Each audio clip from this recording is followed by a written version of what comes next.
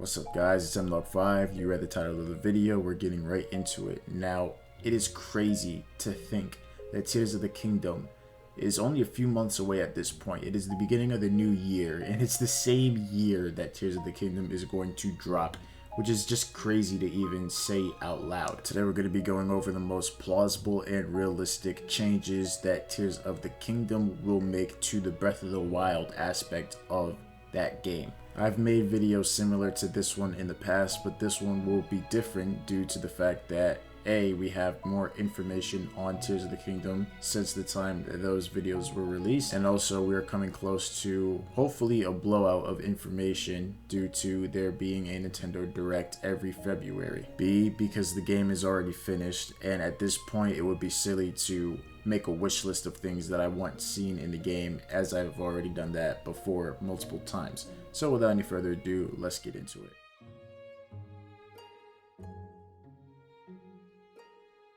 The first important change to Breath of the Wild that I think Tears of the Kingdom will have is more dialogue and less text. Now, as we all know, Breath of the Wild was the first Zelda game to introduce a full voice-acted cast. However, the better part of the story was told through lots and lots of text, which was actually kind of tedious to sit through and read, as the only sort of audio that we got from it were the gasps and grunts from the person who was talking to you. This extended through things that weren't as serious, such as the people who own the stables asking you how long you want to sleep for, or whether or not you want to board or register a horse. I mean, that's fine to have as only text, but when I'm going into Zora's domain and I'm hearing King Dorfian speak to me through just that only text, I mean, it becomes a little disengaging, as now that is the actual story. Age of Calamity played around with more cutscenes and voice acting, which actually paid off because I felt more engaged in Age of Calamity's story, and I would actually say Age of Calamity's story is a bit better than Breath of the Wild's story, even though the content in that story became silly during the second half of it. It goes to show how well the Breath of the Wild cast can actually voice act and bring life into the characters that they're playing, and it also goes to show how well voice acting goes in a Zelda game, period. One of Breath of the Wild's main shortcomings was the execution of its story, and I think Nintendo is fully aware of this, and so I think it would be silly not to include more dialogue through the use of cutscenes rather than walls of text as we saw in Age of Calamity. Now, another reason why I think that more dialogue via cutscenes will be introduced in Tears of the Kingdom is because the Zelda team has gone on record and said that they have played a game called Red Dead Redemption 2 and was actually inspired by it. Other than the insane amount of detail and things that you can do in Red Dead Redemption 2, the highlight of the game is definitely its story. And I think Nintendo would be damned if they didn't take a few notes after playing that game.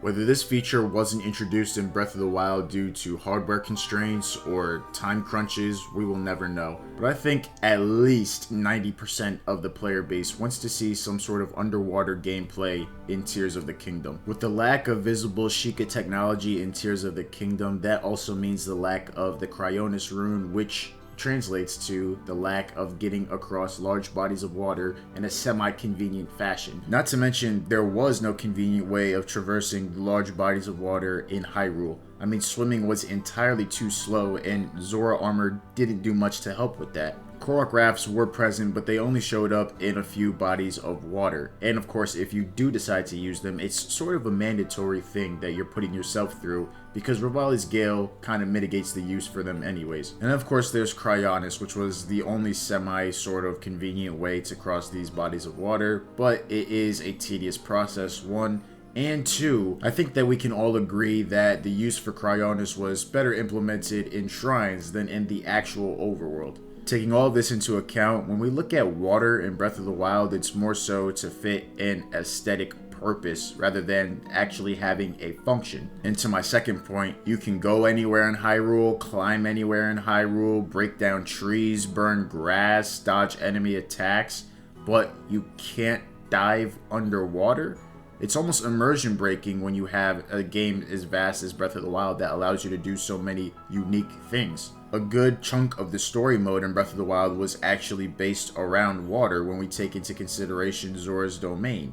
So not being able to dive under it is extremely immersion breaking. But luckily for us, the flaws in the water system sort of points towards the idea that Nintendo didn't have enough time to properly implement underwater gameplay, which is why we cannot cross underneath the surface like we could in every other Zelda game. This is because when you allow players to dive beneath the surface of water, you're gonna have to put content beneath the surface of water. And the idea that Nintendo did not have enough time to do that is plausible, seeing how big Breath of the Wild is. But luckily for us, in Tears of the Kingdom, Hyrule is already built.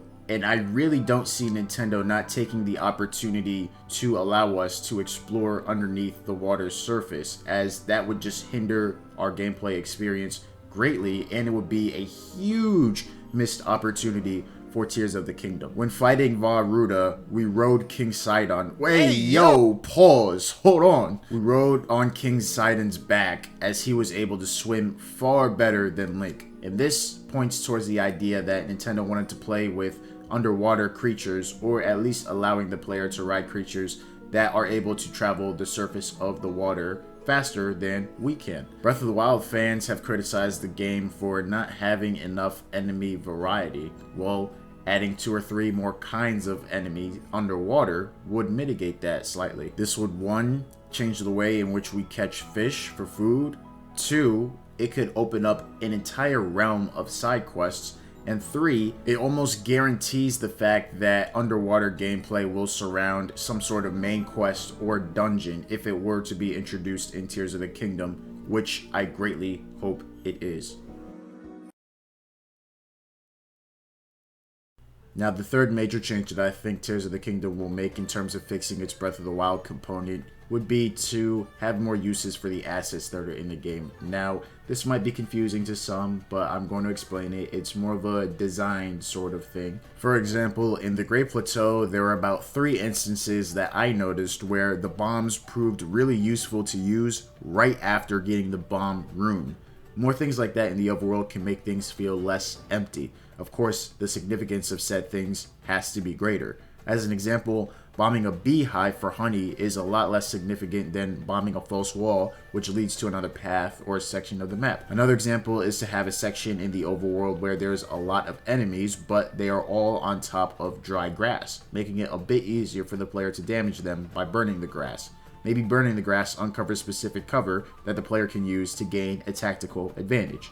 I think that these are design choices that the Breath of the Wild team has been thinking of, but didn't properly introduce or implement in Breath of the Wild. And so, Tears of the Kingdom may properly introduce these concepts. I think that dungeons should strip players of their abilities or induce a survival kind of feel, i.e. what the Great Plateau gave us, what Eventide Island gave us, and what the Master Sword Trials gave us, which most players think are the best part of Breath of the Wild. It should be an area instead of a divine beast also. Said area utilizes different terrain/regions within a region to differentiate itself from the rest of the region. I don't think that they need to be linear, as we are in a new age of Zelda games. Bringing the player in a linear experience will be jarring to many when the rest of the game is so open world. It would also reinforce the idea that Nintendo cannot execute a dungeon where you have multiple ways of figuring out the puzzle, something that separated the Divine Beasts from dungeons from previous games. The dungeons just need to be executed properly, and I know that is much easier said than done. But the 5th Divine Beast from Breath of the Wild's DLC is a good example of the kind of brain work that should be required when figuring out the dungeons. The Divine Beasts felt as though they were just shrines, just to a larger scale, with Bon Naboris being the only one which justified its larger scale with greater critical thinking. I think in order to have successful dungeons in Tears of the Kingdom, there must be enemy variety, a strict theme to differentiate it from one another, should strip the player of all their tools, have puzzles which can be solved in any order and in multiple different ways.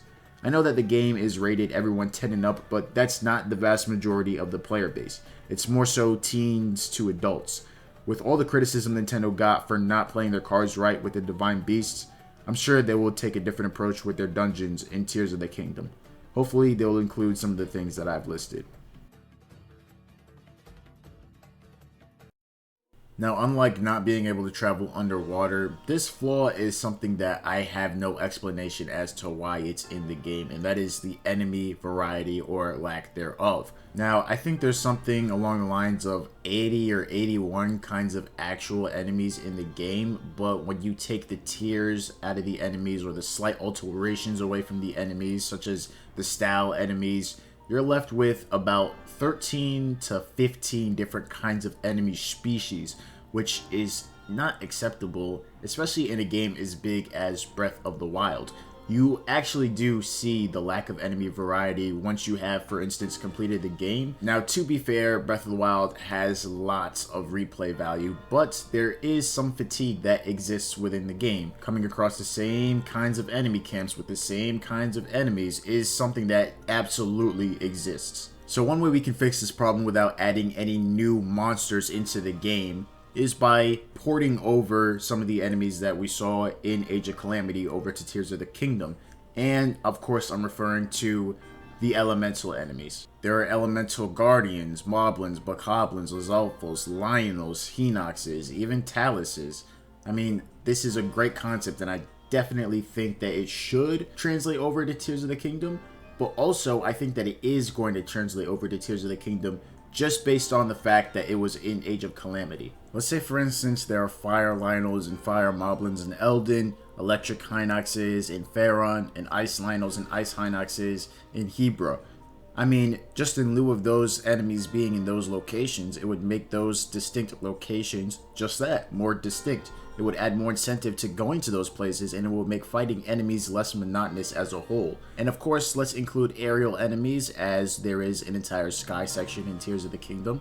Given we are blessed with the ability to traverse underwater, of course underwater enemies would have to be a thing, and caves are prevalent in Tears of the Kingdom from what we see and know so far, so of course there's going to have to be enemies that are only distinct to those caves. More overworld enemies is a must, and elemental enemies for all kinds of species that are introduced in Tears of the Kingdom would go a long way. Breath of the Wild was released in 2017, and all games besides Red Dead Redemption 2 that are of the scale of Breath of the Wild have extreme amounts of enemy variety. There's no way that Nintendo doesn't look at games like God of War and Elden Ring and recognize the enemy variety that were in those games and decides to have the enemy stagnation remain in Tears of the Kingdom. So here are some changes that I think would be a little more important for Nintendo to make, and thus the changes that I feel more confident that they have already made in Tears of the Kingdom. Starting with an updated user interface. Now, of course, this is going to be a thing since it is a new game, but how useful will these new user interface changes be? I want to be able to have a faster sensitivity than I was able to have in Breath of the Wild, for instance. Maybe Pro Mode will actually allow me to differentiate what I want and what I don't want on the screen. Maybe I don't want to see my hearts, but I do want to have my map up still. Will there be a performance mode, given the fact that Tears of the Kingdom has to build upon one of the biggest games that ever released on the Nintendo Switch? Will I be able to customize my button layout? Will I be able to change how loud or how quiet I want the master volume to be, or the sound effects volume, or the music volume? These are options in the user interface that should definitely be there in a game that's releasing in 2023, no less. Now, this should extend into the actual game, but for different reasons. Let's take a look at Age of Calamity again. Age of Calamity introduced a more convenient way to replenish hearts by the push of just 2 buttons, rather than unimmersing yourself via pausing the game and navigating the menu. If we can assign, for instance, 5 food items or 5 armor combinations, etc, etc, etc, 5 elixirs, and a pop-up menu, which comes up by pressing, let's say, the left bumper and then one of the D-pad buttons, this provides a much better way to heal without unimmersing yourself from the battle that you're currently in, which was a problem that Breath of the Wild had. Enemy AI was something that the Zelda team prided themselves on, and for the time being they were justified in doing so. However, other games also have smart enemy AI, in different facets of course, but regardless, perhaps we can see Tears of the Kingdom enemies become even smarter than they were in Breath of the Wild. more capable of doing harder tasks or more movesets. Of course, since the base game is Breath of the Wild, I do not see how this wouldn't come into fruition. For example, enemies would talk to each other and sleep, etc., in Breath of the Wild. I wouldn't put it past Nintendo to make bokoblins, for instance, switch positions on the archer posts, or gather materials for their enemy camp. Maybe the enemies will wear clothes, as I'm sure the horns on their heads aren't the only change in appearance to the base enemies. Will normal bokoblins shiver when they're in Hebra, suffering from the cold conditions? Will the moblins in Central Hyrule pick apples from the trees and eat them? These are things to consider, especially given the fact that bokoblins have now joined forces with stone taluses. I'm also pretty confident that we will see some sort of enemy type ride Moldugas in the sand. Now, a lot of people were making the argument that Breath of the Wild gets too easy as the game progresses. Now, in my opinion, I think that the game did a good job of making sure enemies level up as I leveled up, but there is undeniably that point that Link gets to where he does become pretty overpowered. Whether it's silver or golden in Tears of the Kingdom, whatever the top tier for the base enemies is, I think that there needs to be 3 additional tiers of tactical advancements made after the enemies reach that tier. One is pairing enemies with stronger enemies. We've seen this with bokoblins pairing up with stone taluses. Another thing is adding extra precautionary measures to their camps. And thirdly, adding extra offense to their camps. I also think that early and late game should have different adjustments. For instance, loot is different based on player level and not where you are in the overworld. New weapon types, and I know that this is going to be a thing because we've seen it in Age of Calamity. For instance, let's have maces, double-handed weapons, maybe crossbows, flails, as we've seen Link carry in Age of Calamity, and bone shards. I mean, that was pretty cool. Age of Calamity points to there being several different weapon designs and types. Speaking of different types, I think weapons should have new uses. For instance, the farmer's pitchfork can actually be used as a pitchfork. A boat paddle can actually be used to row a boat. And finally, this is going to be sort of specific, but build upon the old in-game phenomenon.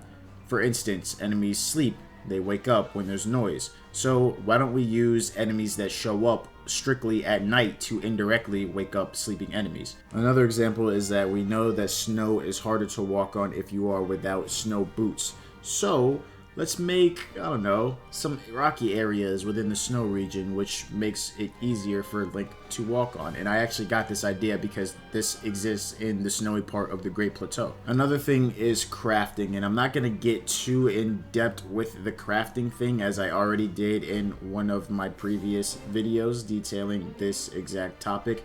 But I do think that crafting is going to be in the game because, I mean, look at this axe.